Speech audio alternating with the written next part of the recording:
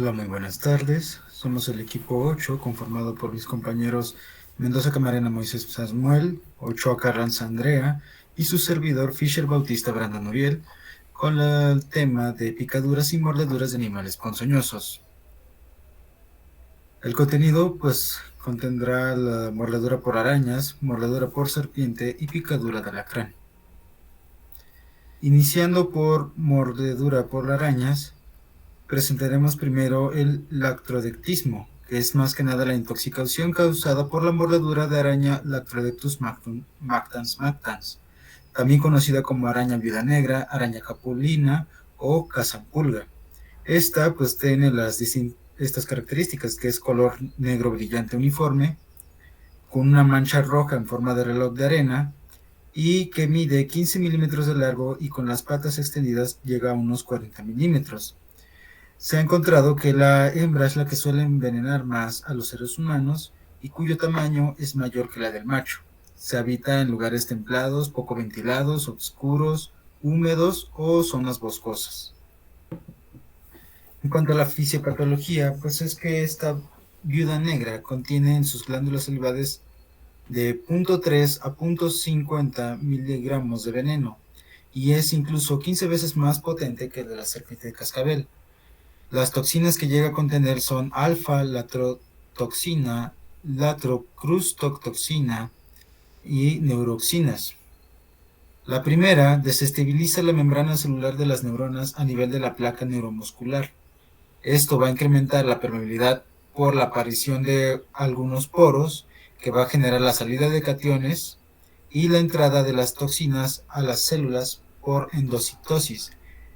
Esto conlleva una liberación de catecolaminas y acetilcolina.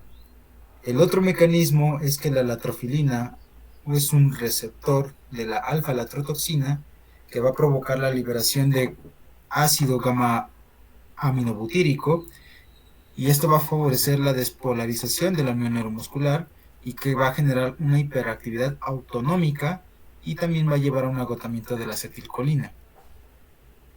El toxíndrome, que va a presentarse entre los 10 y 60 minutos después de la mordedura, pues va a presentar entre los síntomas generales inquietud, irritabilidad, mal estado general, diaforesis profusa, hipertermia y epífora.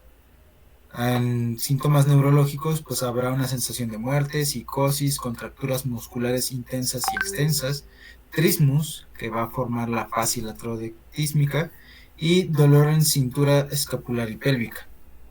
A nivel cardiovascular puede haber hipertensión o hipotensión arterial, taquicardia o bradicardia. Otros síntomas se manejan náuseas, dolor abdominal, constipación, retención urinaria, taquipnea y dolor torácico opresivo. En cuanto a la picadura, esta al inicio va a presentar un dolor de intensidad regular, no va a haber datos de inflamación y se va a caracterizar por una área pálida rodeada de una línea eritematosa. Y hay otra línea eritematosa en el trayecto de vasos sanguíneos. Hay distintos grados de intoxicación dependiendo de la sintomatología del paciente. Leve presenta dolor, eritema, diaforesis locales, dolor en miembros inferiores, lumbar, calambres, temblores, artralgias, cialorrea y mareos. Moderado ya empieza a aparecer diaforesis, cefalea, dolor y opresión torácica, disnea, rigidez de extremidades, dolor abdominal, escalofríos, espasmos musculares y parálisis muscular. Y en casos más graves va a haber una rigidez muscular generalizada, un abdomen en tabla, fascia latrodectísmica, insuficiencia respiratoria, diaforesis, hemólisis intravascular, hipo o hipertensión arterial, bradicardia o taquicardia. Ya tenemos síntomas autonómicos. El diagnóstico es principalmente clínico, con anamnesis y exploración física. En esta imagen se puede observar la fascia latrodectísmica, que se caracteriza por una congestión facial o enrojecimiento, y el trismus, que será más que nada una dificultad para abrir la boca. El tratamiento en general consiste en analgesia, relajantes musculares, por toda esa rigidez muscular que llegan a presentar los pacientes. Pueden emplearse benzodiazepinas, gluconato de calcio o metocarbamol, antihipertensivos como difenipino sublingual y profilaxis antitetánica con toxoide tetánico de 0.5 mililitros intramuscular y oxígeno suplementario. En un tratamiento más específico se emplea la fleboterapia, en este caso el Aracmin Plus, el cual es un fleboterápico polivalente antiarácnido con una capacidad neutralizante de 600 de la dosis letal 50 y 600.000 de L50. Este es más que nada constituido por fragmentos de inmunoglobulina G hiperinmune antilatrodectus, el cual pues evita que el sitio activo del veneno interactúe con su receptor y por ende ya no van a producirse los mecanismos fisiopatológicos anteriormente descritos. Las posibles reacciones adversas consisten en una reacción de hipersensibilidad tipo 1 mediada por IgE, con prurito, rash, y la reacción de hipersensibilidad tipo 3 que se presenta de los 5 a 15 días con artralgias.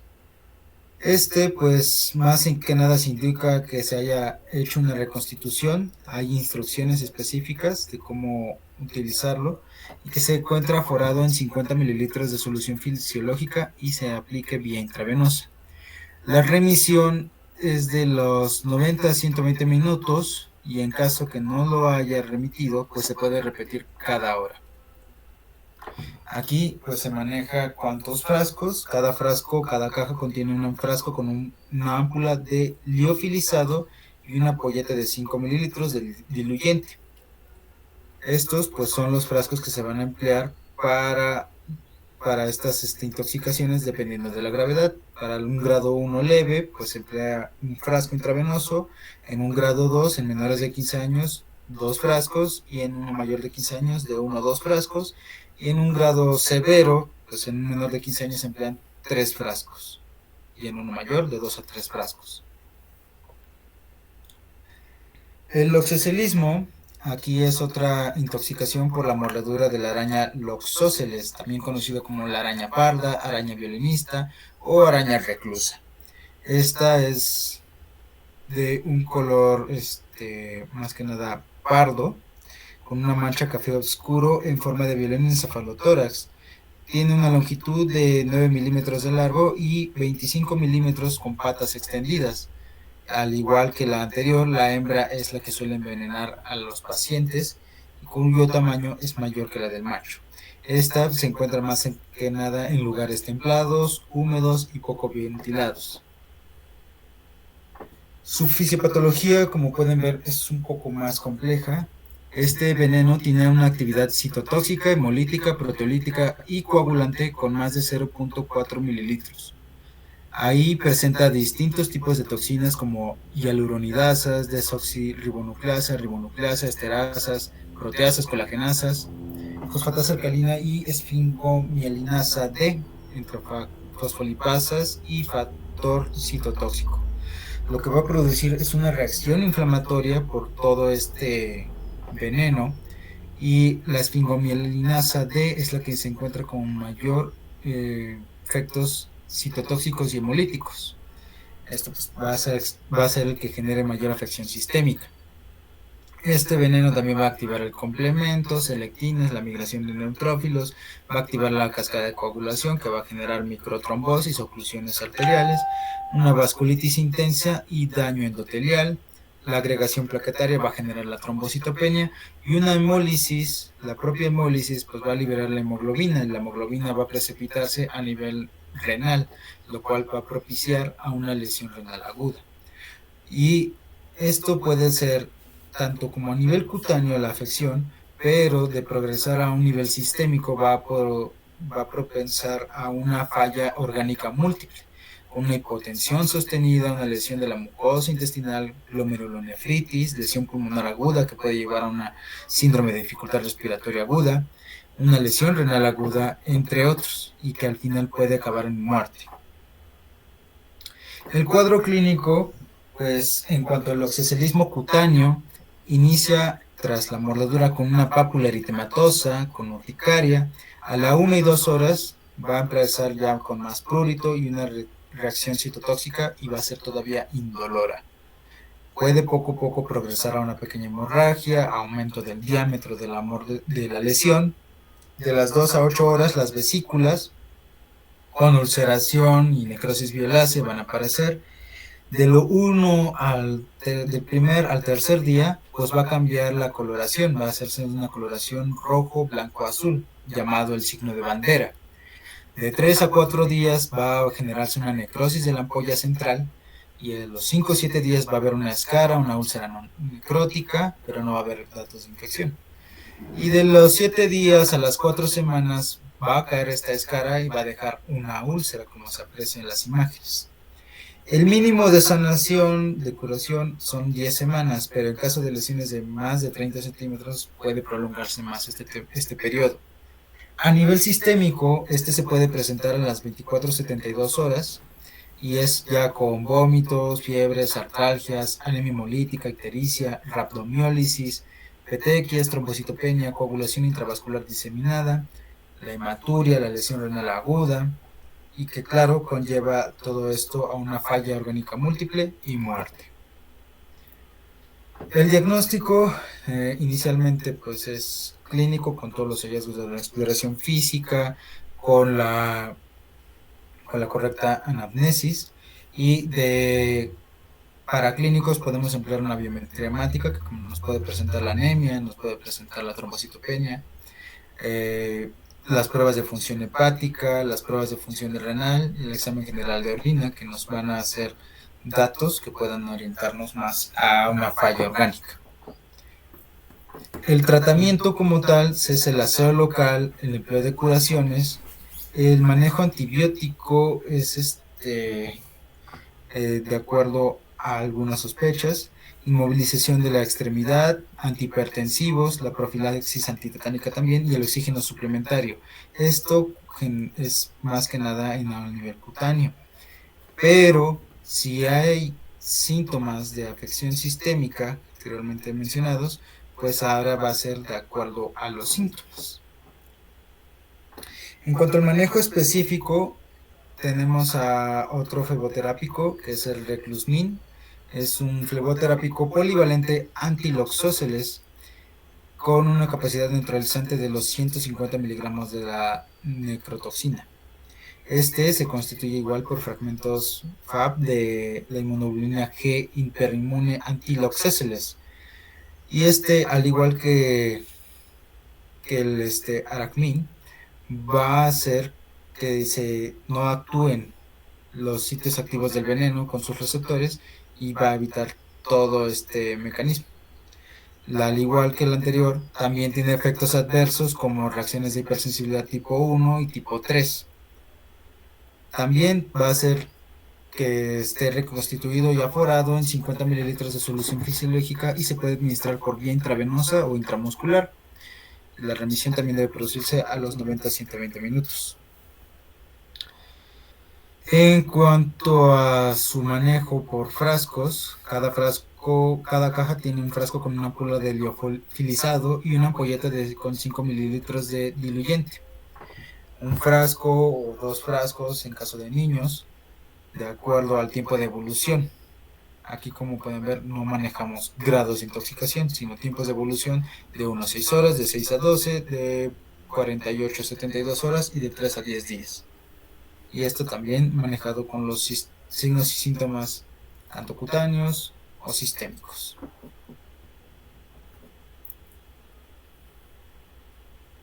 Ok, pasando a las mordeduras por serpiente, pues vamos a tener que estas se les denomina oftidismo, que pues es la intoxicación por el veneno por las serpientes.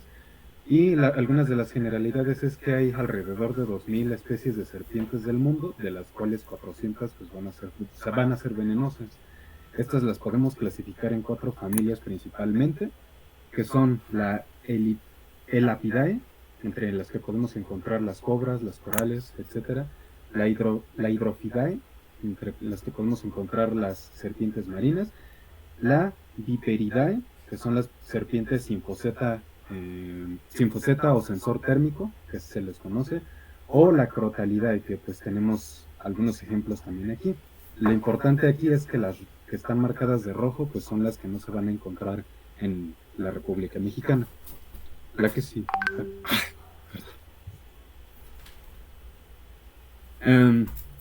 Bueno, de epidemiología, vamos a tener en el mundo son aproximadamente 5 millones de mordeduras de serpientes anualmente, 2.5 millones de envenenamientos, de 81,000 a 138,000 muertes, y la mayoría se van a dar en países poco desarrollados, principalmente en el sudeste, sur de Asia, África y América Latina. Van a ser predominantemente en las temporadas de inundaciones.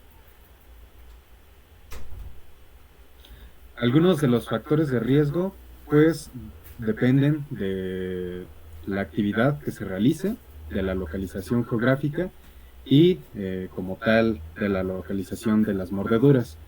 Se dice que principalmente los agricultores son el principal grupo de riesgo, es decir, estas personas que se dedican, pues, al cultivo principalmente, y en aquellas personas que sufren lesiones, por ejemplo, en tronco, cuello y cabeza, van a ser predominantemente las especies nocturnas. Se dice también que la localización proximal al tronco y cabeza son de grave riesgo, de mayor riesgo, son las que tienen mayor probabilidad de generar complicaciones o muerte. También en personas con bajos recursos, regiones tropicales y agrícolas, como ya se mencionó, y los ancianos pues son las personas más propensas a morir. En México específicamente existen 3 familias de serpientes que se pueden catalogar en 120 especies principalmente, las cuales podemos ver en pantalla. Son, en primer lugar, la Elapidae, que corresponden pues aproximadamente a 32 especies, que son principalmente las llamadas serpientes corales o coralillos. La Hydrophidae, principalmente localizadas en el estado de Chiapas, y pues se dice específicamente que pues esta va a ser una serpiente en específico, que es la Pelamis platurus. Y finalmente, pues la Crotalidae, que van a ser 7 especies con 83 variedades de serpientes cascabel, principalmente. Entre algunos otros ejemplos podemos encontrar la Aquistrodon, la Bothrops y la Cistrurus, por mencionar algunos ejemplos. En cuanto a la epidemiología de México, afecta principalmente a los hombres en edad reproductiva. Tal es así que se menciona que la proporción hombres y mujeres es de 64% hombres y 36% mujeres. Como se mencionó, en edad reproductiva, es decir, en un rango principalmente de los 15 a los 44 años, con el 48.75% de los casos totales. El 44% de los trabajadores van a ser, de los pacientes, sí, de los afectados van a ser trabajadores de campo, seguidos en un 22% de estudiantes y en un 17% personas que se dedican al hogar o que se encuentran pues, en el hogar. Y la localización anatómica más frecuente pues va a ser el 72% en los pies y tobillos, seguida de un 14% en los muslos, 13% en las manos y un 1% en la cabeza. ¿Cómo vamos a identificar a la serpiente Crotalidae, a las serpientes Crotalidae y específicamente a la cascabel? Pues tienen una serie de características que las van a identificar. Principalmente pues están conformadas de colores brillantes, su cabeza pues es de forma triangular, van a tener un número variable de escamas en la cabeza de acuerdo a la especie.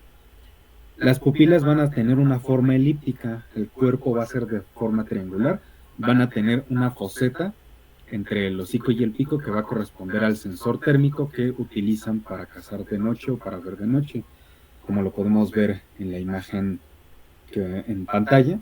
Y vamos a tener que estas serpientes pues van a tener un cascabel audible en la cola, que pues va a ser la que va a utilizar como alarma al sentirse acorraladas o amenazadas.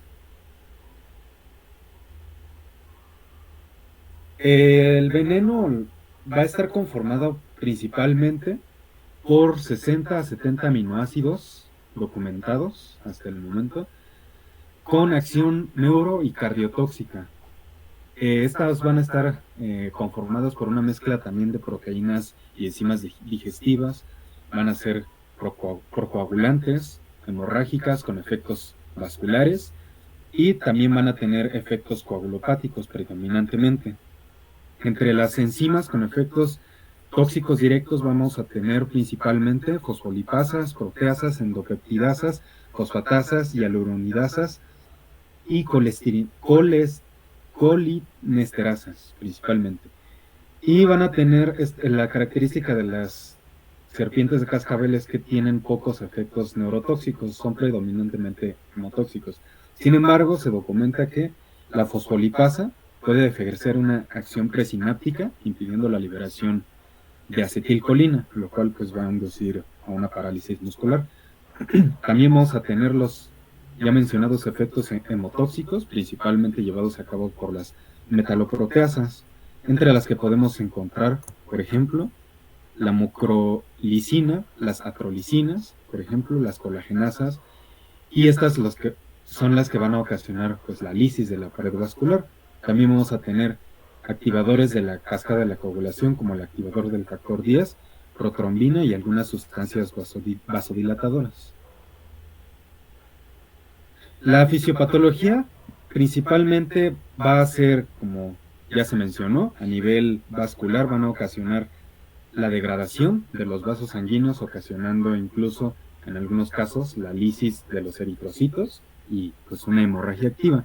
Y a nivel neurológico va a ocasionar una serie de acciones, como lo podemos ver en el esquema en pantalla, que van a interferir principalmente con la señalización o con la liberación de acetilcolina.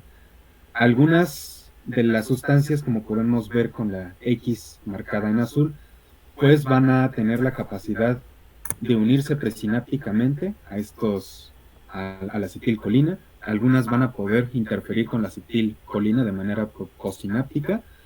Algunas van a tener la capacidad incluso de inhibir a las enzimas encargadas de degradar a la acetilcolina, y algunos van a ser capaces de unirse directamente a los receptores de acetilcolina, interfiriendo con el flujo de acetilcolina, y por ende, pues esto lo que va a ocasionar pues es una inhibición o una reducción de esta señalización, pues lo que se traduce que a nivel de la fibra muscular pues van a ocasionar pues parálisis. El cuadro clínico o toxíndrome, como se le llama también, pues va a dividirse principalmente en manifestaciones locales y manifestaciones sistémicas.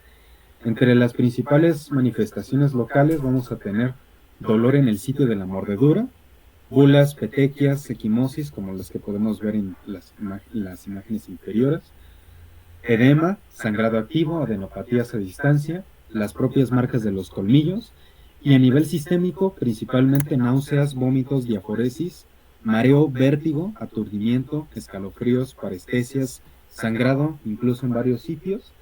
Cuando son neurotóxicas pueden ocasionar convulsiones y pueden llegar al estado de choque.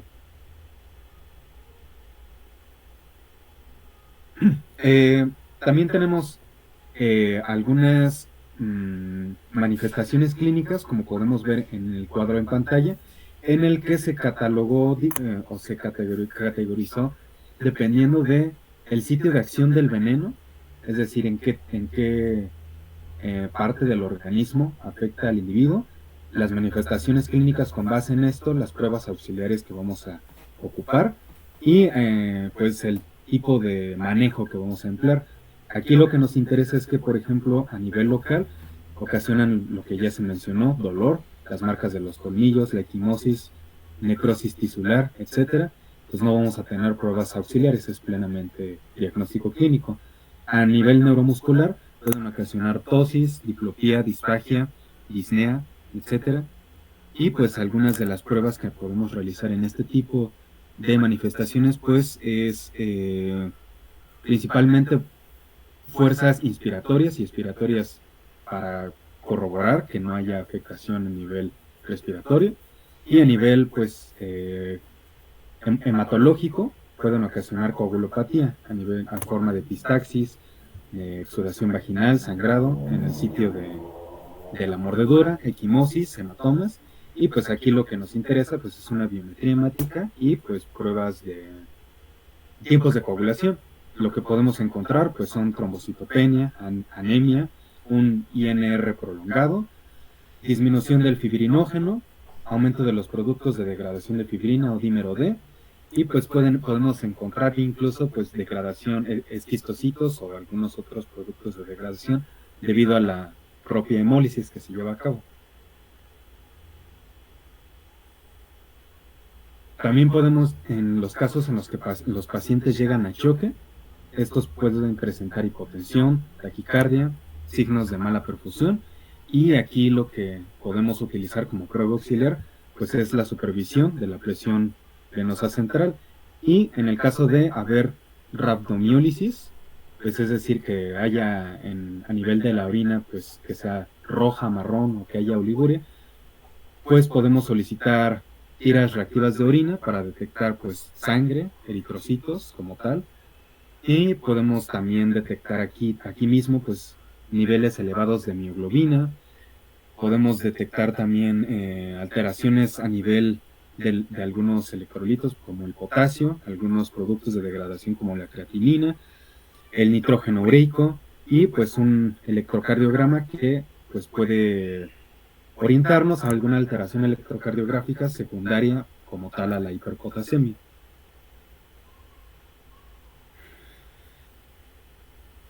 El tratamiento lo vamos a dividir de dos formas. La primera, pues van a ser como tal las medidas generales, que van a consistir en un aseo local con agua y jabón principalmente. Se menciona también que pues está indicada la inmovilización, de preferencia con una férula, con algo que nos ayude a mantener como tal fija, eh, inmóvil a la extremidad en cuestión. También se menciona que puede en algunos casos pues colocarse un vendaje de manera suave sin llegar a apretar, porque pues esto en el caso de las serpientes que son hemotóxicas o que ocasionan mayor necrosis tisular, pues pueden agravar aún más el daño. También se menciona que estos pacientes deben evitar caminar o utilizar la extremidad en cuestión, y en este caso específico, debido a la agresividad del veneno y al tipo de manifestaciones clínicas que ocasionan, se deben de evitar el uso de anticoagulantes, aspirina, algunos medicamentos antiinflamatorios, beta bloqueadores, principalmente al enmascaramiento y también a que nos puede modificar el curso de la enfermedad como tal o del padecimiento como tal. Y pues esto lo que nos puede ocasionar es que durante el manejo pues sea más difícil. Y también se menciona que algunas acciones a evitar por parte de las personas que se encargan de tratar de primera mano a estas personas, pues es evitar la succión como tal del veneno, la incisión, la crioterapia, la terapia de choque eléctrico, los torniquetes, por lo mismo que ya se mencionó, puede haber un agravamiento del daño. El tratamiento específico, es decir, la fagoterapia, pues es, como ya se mencionó en la parte de, de arañas, pues es bastante similar. Pues van a ser como tal un fagoterápico polivalente con acción neutralizante, que pues va a estar constituido principalmente por fragmentos FAB2 de inmunoglobulina G. Este lo que va a hacer es neutralizar como tal las toxinas o los antígenos que provienen del veneno de la serpiente en cuestión. De esta manera, pues, estas no van a ejercer su acción, como ya se mencionó en la fisiopatología, ya sea a nivel hematológico, cardiovascular o neurológico. Se menciona que esta pues debe ser preferentemente una administración endovenosa y secundariamente puede ser intramuscular, y debe estar diluido en una solución salina isotónica al 0.9%.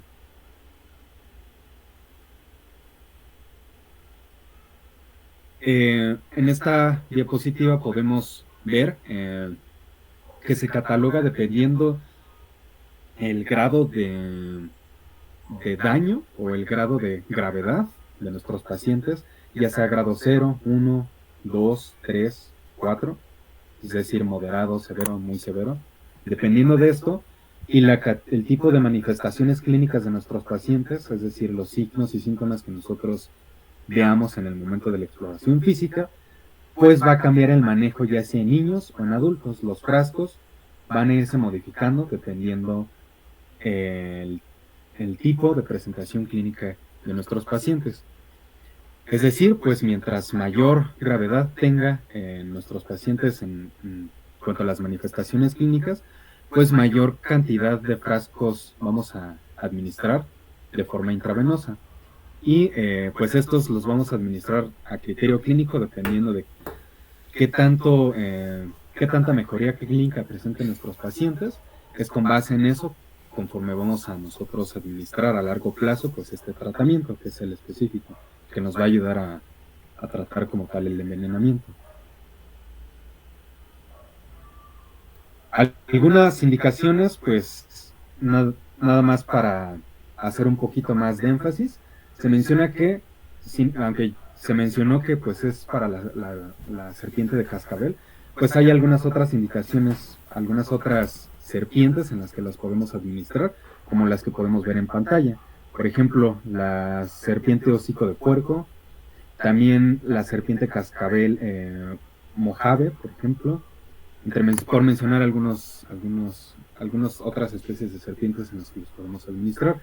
Se menciona que también tenemos que tener algunas precauciones o recomendaciones generales, es decir, que cuando nosotros identifiquemos algunos signos que nos indiquen que el paciente puede estar envenenado por una serpiente, pues lo vamos a detectar porque van a presentar las huellas de los colmillos, un dolor de intensidad variable en el sitio de la mordedura, la hemorragia como tal, las filictenas o alguna de las otras presentaciones cutáneas que ya se mencionó.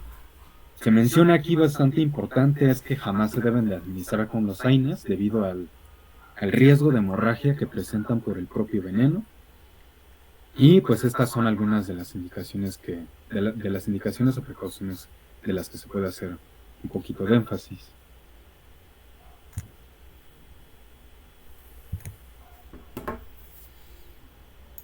Ahora finalmente pasaremos a picadura de alacrán.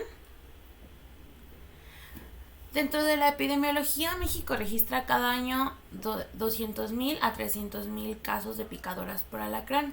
La mortalidad anual es de 700 a 2.000 casos. Los estados con mayor morbilidad van a ser Durango, Jalisco, Guanajuato, Guerrero, Michoacán, Morelos y Nayarit. Como podemos ver en el mapa de la derecha, la morbilidad o prevalencia va a estar más en los estados que están sobre el Pacífico.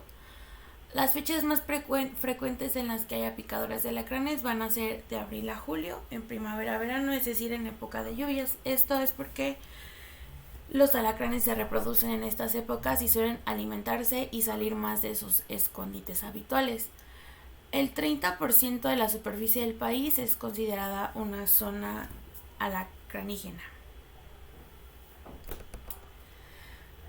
En el mundo van a haber alrededor de 650 especies de alacranes. Sin embargo, en México solamente se han encontrado 275 especies que se pueden dividir en 8 familias. La más importante o en la que nos enfocaremos es en la Buthidae, porque incluye al género Centruroides, que es el que contiene la mayor parte de especies de importancia médica en México. Dependiendo la región o el estado del que hablemos, es la especie de Centruroides que vamos a encontrar. Por ejemplo, Centruroides elegans es un alacrán de Jalisco, que también está en Nayarit y Sinaloa. El Centruroides excicauda y Scoparatus está en Sonora, Baja California.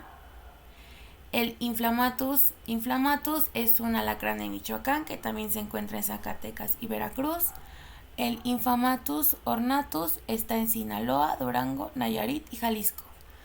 El limpidus es un alacrán de Iguala, suelen ser amarillos y están en Sinaloa, Sonora, Nayarit, Puebla, Estado de México, Oaxaca, Chiapas, Guerrero. Los limpidus tecomanus están en Jalisco y en Nayarit. Hay un Centruroides meisiei que está en la costa de Guerrero y también en Oaxaca, y el Noxius hoffman que es en Nayarit y Sinaloa. Y finalmente pues tenemos al Fusus que es un alacrán de Durango, pero también se encuentra en Zacatecas y en Sinaloa. Estos alacranes se van a alimentar de insectos, van a tener una vida nocturna. Normalmente permanecen durante el día escondidos en sus refugios. debajo de piedras, hojas o árboles, protegiéndose del calor durante el día, y ya en la noche es cuando salen de estos escondites. Los alacranes de cola grande y pedipalpos, es decir, tenazas pequeñas, son más venenosos que los de cola chica y de tenazas grandes. El tamaño de los alacranes puede variar de 2 a 23 centímetros.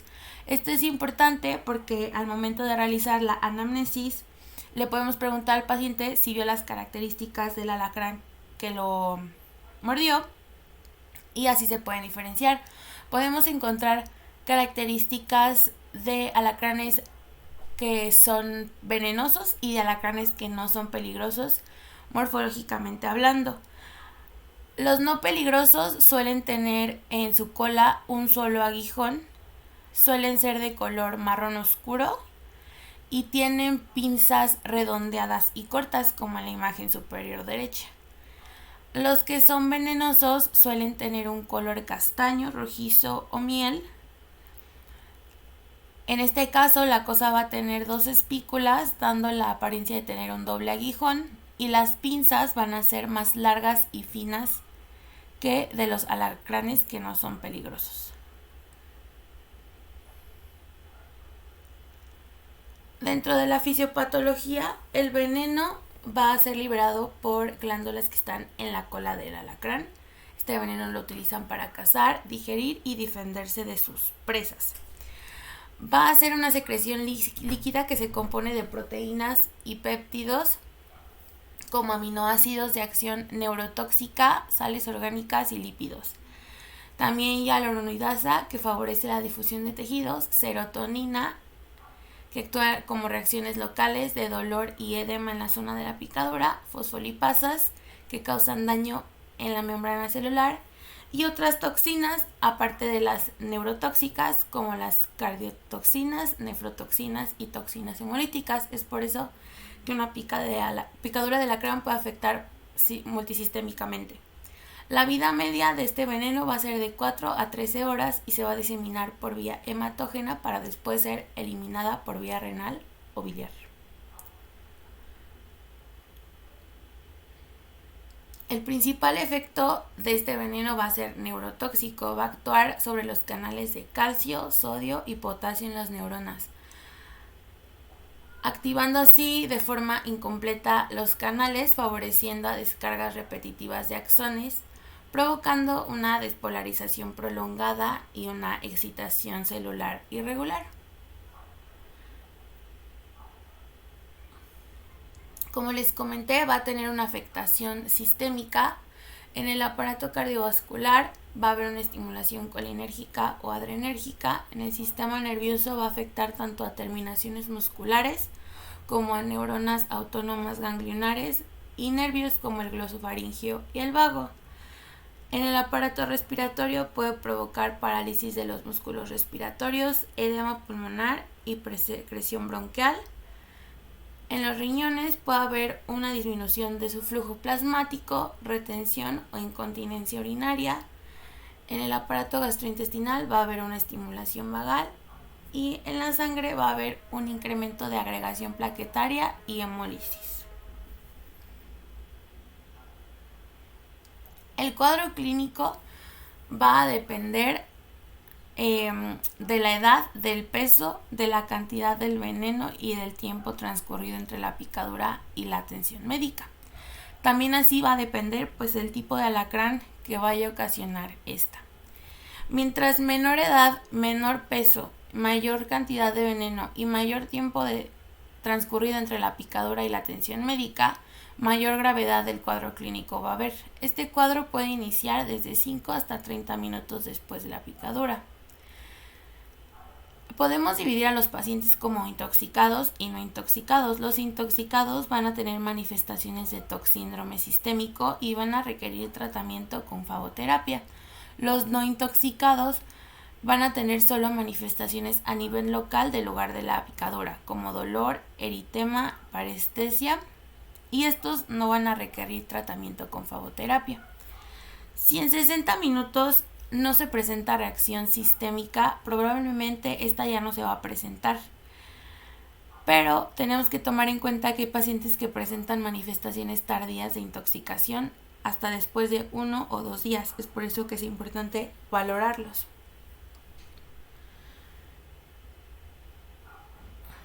Podemos dividir la gravedad o severidad de los síntomas en 4 grados.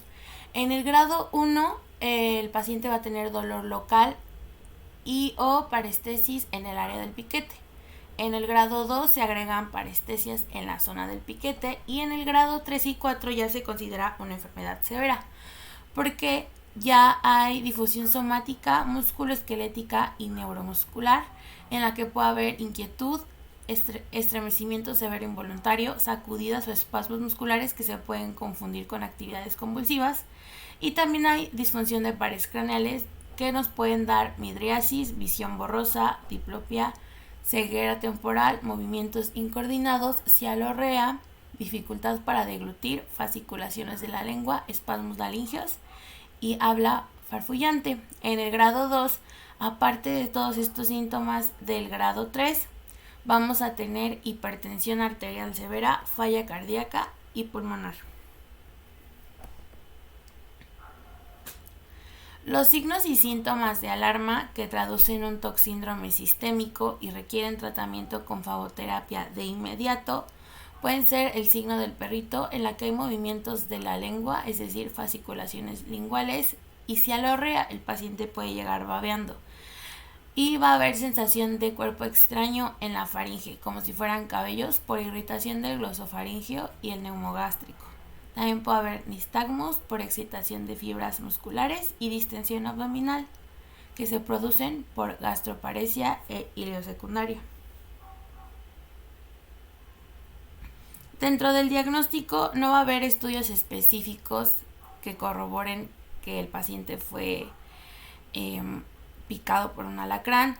Sin embargo, podemos encontrar leucocitosis desde 11.000 a 26.000.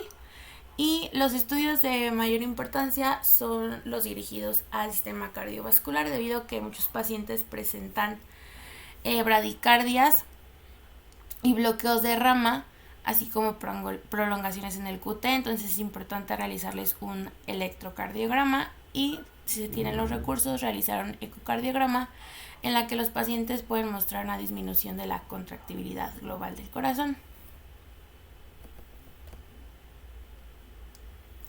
Dentro del tratamiento, igual que como mencionaron mis compañeros, se va a dividir dependiendo del grado de intoxicación o no del paciente.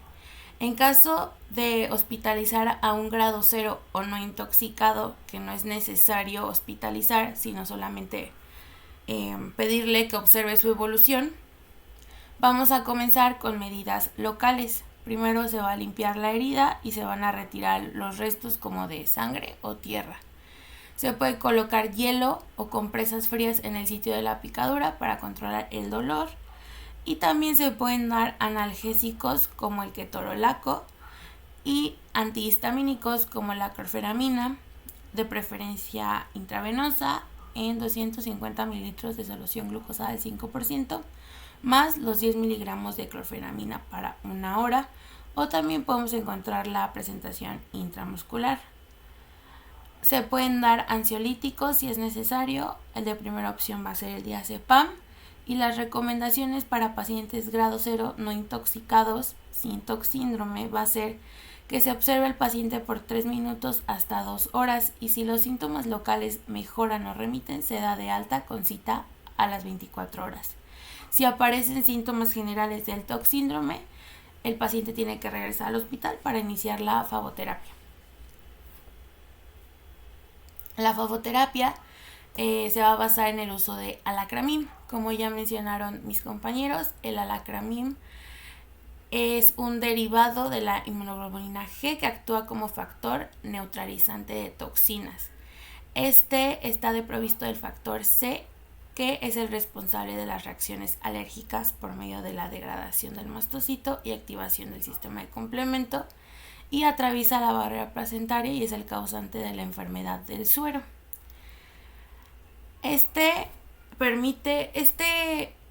El El alacramim va a permitir que el cuadro clínico remita entre los primeros 30 y 60 minutos de su aplicación.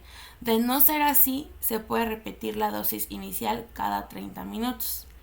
La presentación es un frasco ámpula con diluyente de 5 mililitros y la forma de aplicación va a ser intravenosa. El alacramim se tiene que diluir en 50 a 100 mililitros de solución salina para 30 a 60 minutos.